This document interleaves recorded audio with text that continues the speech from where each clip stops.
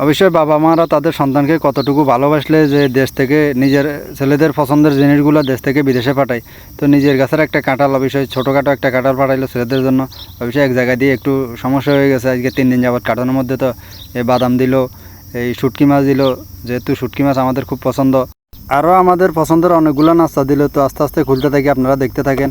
প্রিয় মানুষগুলো কাছে নাই, কিন্তু তাদের হাতের বানানোর নাস্তাগুলো খাওয়ার স্বাদটা অবশ্যই অন্যরকম হবে।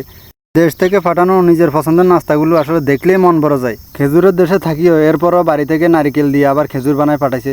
তো অবশ্যই এটা দেখতে যেরকম খুব মজা লাগে, খাইতে তার চেয়ে বেশি মজাদার। দেশে লিচু সিজন শেষ হয়ে গেছে, কিন্তু নিজের মনকে তো আর বুঝাইতে পারি না। কিন্তু এরপরও 50টা লিচু 550 টাকা দিয়ে কিনে আনলাম। তো এরপরে গনে দেখলাম, গনে দেখার পর যে না, আমারও কম দেয় নাই, 2টা বেশি দিছে আরও। তো জিনিসটা খুব ভালো লাগলো। লিচুগুলোর সাথে সাথে অবশ্যই আমার মেয়ের সাথে ফোনে কথা বলতেছি আর ওকে দেখাইতেছে যে আসলে কেমন লাগে। অবশ্যই 4 বছর পরে খাইছি, জিনিসটা খাইতে তো অবশ্যই সেই মজা লাগবে। নিজের পছন্দের জিনিস বলে কথা।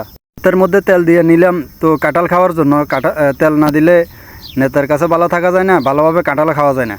এই জন্য তেলটা লাগিয়ে নিলাম ভালোভাবে, যেন হাতের মধ্যে কোনো আটাল না লাগে, যেন মজা করে খাইতে পারি। আমার মা তার ছেলেদের জন্য কাঁঠাল পাঠাইলো, যেন মজা করে খাইতে পারি।